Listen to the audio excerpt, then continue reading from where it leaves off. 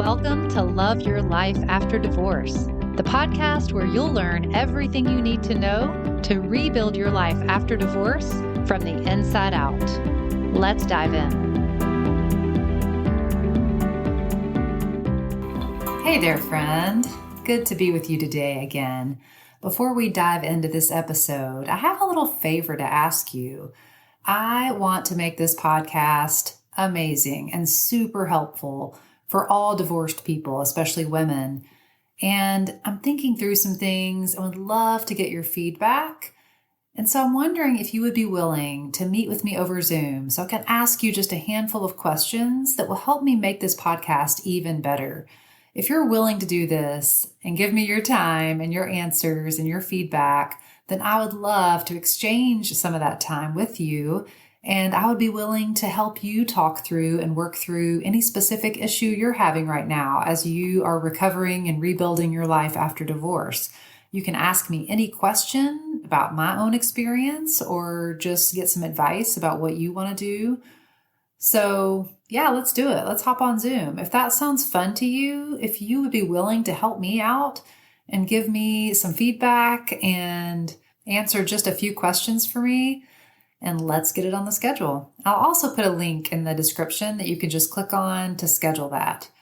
All right, so let's dive into the topic this week, which is boundaries. Everybody's heard about boundaries, but I think there may be a little bit of confusion about what exactly boundaries are and how we can actually set and enforce them. So I'm just going to go through a 5-step process to creating and enforcing boundaries. And then I'm just going to run through some very specific examples of how you may need to set some boundaries with your ex. So today we're going to focus on boundaries with your ex, but everything I share today about boundaries can easily be applied to any relationship that you're in. So what exactly is a boundary? Well, first let me tell you what it's not, because I think some people get really confused about this part. A boundary is not a request or an expectation of someone else. It's not controlling another person. Having a boundary doesn't mean you're trying to force someone else to behave or show up a certain way. Now, asking someone to change their behavior or giving someone a request is completely fine, very valid, and I highly recommend it in pretty much all relationships that you're in. But a boundary is not a request. A boundary is what you will do if someone else does something. So a boundary is something that you put in place to protect yourself, to protect your peace, your time, your emotional well-being. A boundary is focused on your response and on your behavior. The truth is, we cannot control how other people act or even how they treat us. But we can control to how we respond to how they act. How we interact with people and what we do in response to their behavior is up to us, and that's where boundaries come in. So like I said, you can state your expectations and ask for what you want, but the boundary is set when you decide what to do in response to that person's actions. So if you've asked someone repeatedly to stop doing something and they keep doing it, then you may want to set a boundary. Now today, like I said, we're specifically going to focus on boundaries with your ex. So how do you know that you need to set a boundary with your ex? Well, here are some things to look for. If you feel like you're being taken advantage of or disrespected, if you interact with your ex and feel like your feelings or desires aren't really taken into account at all, if you feel really exhausted from interacting with your ex, if you feel resentful, angry, or stuck, if you've asked him repeatedly to stop doing something or to change something and he's not listening or responding at all, then you may need to set a boundary. So here are the 5 steps to go through to set and enforce a boundary. Step number 1, before you even set a boundary, you need to get clear on why you want to set it. What is the negative consequence for you if you don't set the boundary? What is currently happening? What is the unchecked behavior from your ex that is causing you to think and feel the way you do right now? Now remember, if your goal is to control or punish your ex, then remind yourself that you don't achieve that through setting a boundary. Now, if you feel the need to protect yourself and guard your time, your emotions, or your well-being, then that's a great time to set a boundary. So step number 2 is to just decide what your boundary is. What will you do in response to his behavior? And there's a great sentence, a very simple sentence that you can use as a template for this. And the sentence is this: if you blank, then I will blank. Now, you don't have to say this out loud to your ex, and I'll say more about that later, but this sentence helps you decide what your boundary is. I'll share a few examples. If you message me after 10 p.m., I won't answer it. Or if you start yelling at me during a conversation, I will end the conversation. I will leave or I will hang up the phone. So those are very clear statements about if you do this, then I will do this. Like I said, it's not a threat. It's not an attempt to control the other person. They get to show up however they want. And then you get to respond however you want. So step number 3 is to think through the potential consequences of setting your boundary. So you may decide that you want to set a boundary. It's important for you to imagine how your ex might respond when you set and enforce this boundary.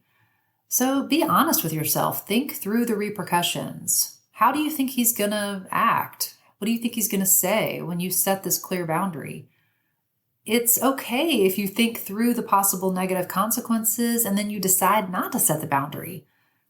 But the most important thing here is for you to realize that you do have a choice and you are making that choice consciously. That's what really matters. You may decide that you'd rather live with being annoyed with your ex instead of dealing with his anger toward you if you do set the boundary. Boundaries are extremely individualized. There are no hard and fast rules, except, I think, for abuse, that dictate when a boundary should definitely be set.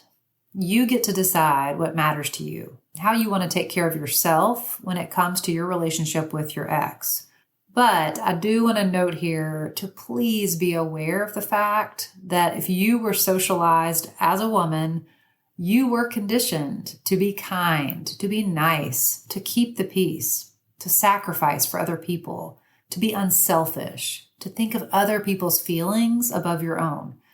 So pay attention to the way that you've been programmed and check in with yourself to make sure that you're not just defaulting to that and that you're not standing up for yourself when you really want to, and you're not setting a boundary when it would be best for you just because you're believing the programming that you've been given, or that you're equating setting a boundary with being mean.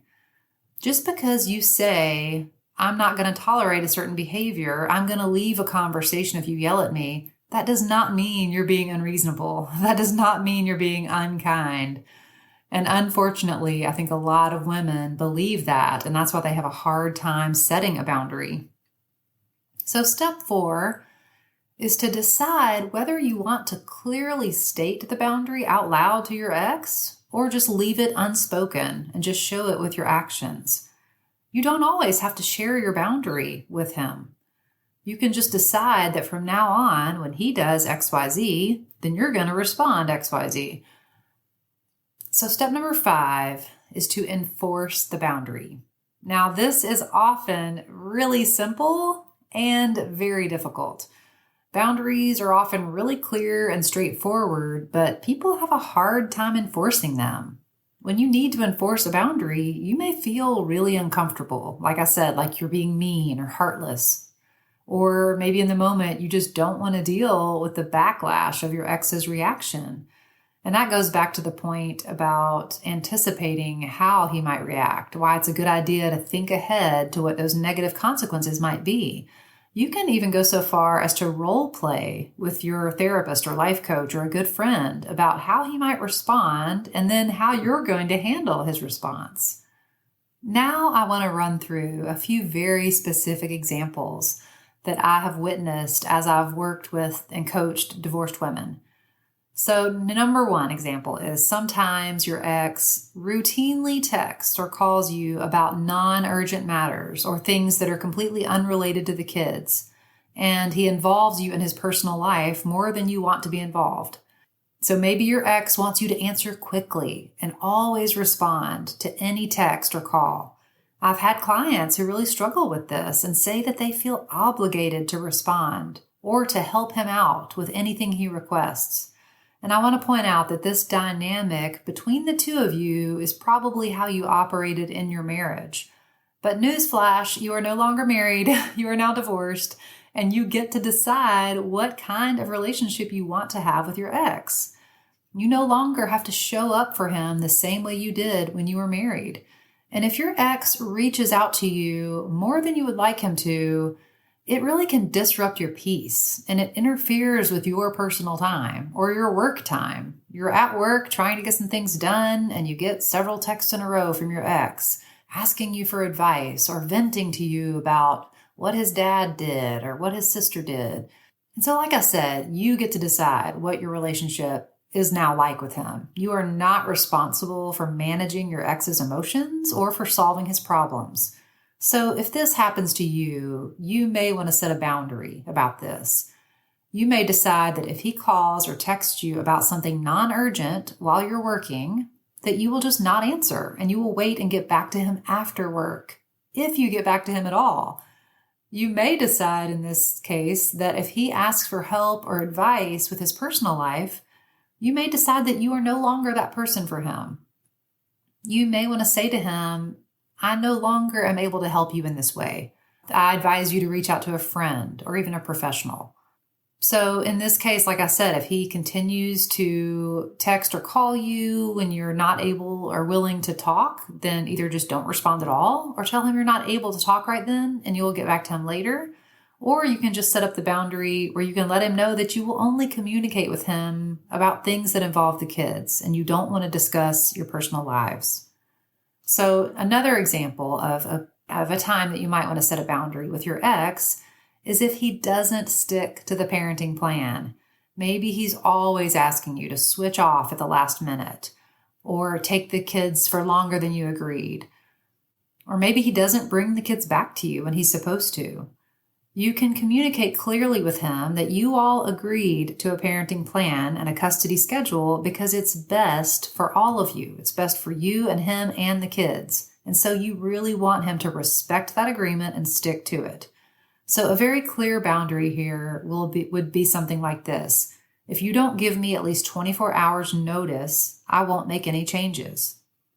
And then if they continue to disregard the schedule, you can just stop agreeing to any changes. Stop accommodating him, and you may even have to get legal help in this kind of situation if it's pretty severe. Another example where you may want to set a boundary with your ex is if he uses the children to communicate with you. Maybe your ex is always telling the kids to ask you something, to ask you to switch the schedule around, or to ask you if they can go on a vacation with him and his girlfriend. So in this case, a clear boundary would be, if you tell the kids to pass along a message from you, I won't engage in that. I will only communicate with you directly. And then stick to it. All right, another quick example is that you may want to create a boundary if your ex is being manipulative, controlling, or tries to make you feel guilty or like everything is your fault. Maybe, during conversations, he brings up past arguments or things that happened between you when you were married. So a clear boundary here would be, if you speak to me like this, I will end the conversation. And if it continues and if it proves to be really difficult to have any type of back and forth verbal conversation with him without him, showing up in a manipulative or gaslighting way, you can set the boundary that you will only communicate with him through text or email. So then you have everything in writing. And if you ever need to take a legal route, then you have all the documentation. So one more example that I want to share with you here is if your ex asks you personal questions and wants to know where you are, what you're doing, who you're with, whether you're dating someone, it's completely up to you about whether you want a personal or friendly or close relationship with your ex or not. Some divorced couples are really close friends and they share lots and lots of things with each other. And some divorced couples share nothing personal at all and only communicate about the kids. You get to decide what works for you. Don't let your ex pressure you to have a more personal relationship than you feel comfortable with. So the next time he asks a question, you could just say, I don't feel comfortable talking about that with you. That's all you have to say, and you can end the conversation there, and you can refuse to answer any personal questions. So when you enforce a boundary, I want you to focus on staying calm, be very direct, clear, and to the point. Be concise. You don't have to over-explain yourself. You don't have to give all the reasons that you're creating this boundary. You don't have to make him or try to get him to understand why you're setting this boundary. The boundary is for you. And also I want to point out that it's perfectly okay for you to change your mind about a boundary at any time. It's your boundary and it's your decision. So you may gain some new information that causes you to want to change your mind about a boundary, or you may experience what it's like to enforce the boundary, and this might cause you to want to change it or just drop the boundary altogether. And that's totally fine. But again, get really clear with yourself on why you're doing that. If the boundary is best for you, but it's just hard to deal with your ex's words or behaviors when you enforce the boundary, then maybe it would be better for you to focus on ways you can be stronger or more resilient in those moments. Maybe you could focus on building your resolve or sitting with those painful emotions that come up for you when he responds in a way that's difficult for you to manage. Now, if you want help deciding whether you should set a specific boundary, or if you want to talk through the possible repercussions of setting a boundary with your ex, feel free to schedule a free session with me. As usual, I will put that link in the show description, and we can just chat, and I will ask you lots of questions about why you think the boundary would be good for you, whether you plan to tell him explicitly about the boundary or not, what you think his response will be. We can even role play that if that would be helpful. And we can just talk about how to enforce your specific boundary. Learning to set and enforce boundaries with your ex can create so much more peace and joy in your life. You can feel more free, more independent, more in control of your life. If it really scares you to think about even setting a boundary, but you really want to and know that you need to for your own peace of mind and emotional well-being, you can just start with one small boundary that feels a little bit easier to enforce. Learning how to set boundaries is a great skill that can serve you in all of your relationships for the rest of your life. So it is definitely worth learning. So really quickly, I just want to recap the 5 steps to creating and enforcing a boundary. Step number 1 is to get clear on why you want to set the boundary. What will it do for you? Why is the current dynamic not working? And then step number 2 is to decide specifically what your boundary is. Remember, if you blank, then I will blank. Step number 3 is to think through the potential negative consequences of setting this boundary and decide whether you really want to set it or not. Step number 4 is to decide whether you want to clearly state the boundary to your ex or just leave it unspoken and show it with your actions. Step number 5 is to enforce the boundary. Whatever you said you're going to do in response to his behavior, you need to follow through with that and do it. Remember, you have to learn how to deal with the painful or difficult or uncomfortable emotions that come up for you when you're setting a boundary that you've never set before. It takes practice. Don't expect to be perfect at it right away. Don't beat yourself up if you kind of cave in at the last minute and you don't enforce your boundary. That's perfectly okay. You're learning, you're growing.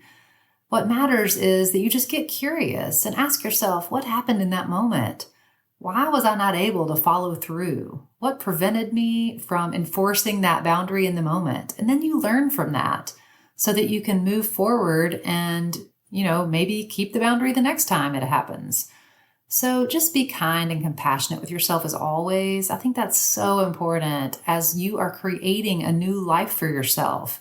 you're not only changing these external things in your life as a divorced woman, but you're also changing who you are. You're changing how you show up in the world. You're changing your dynamic with your ex.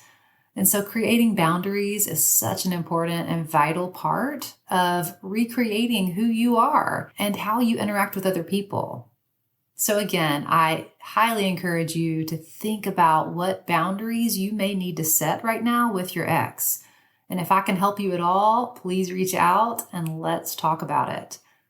So until next time, I want you to take good care of yourself and keep focusing on creating a life that you truly love after divorce.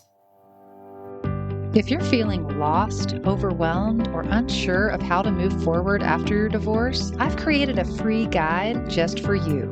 It's called the 5 Stages of Divorce Recovery, and it lays out the roadmap to help you heal, rebuild, and love your life after divorce.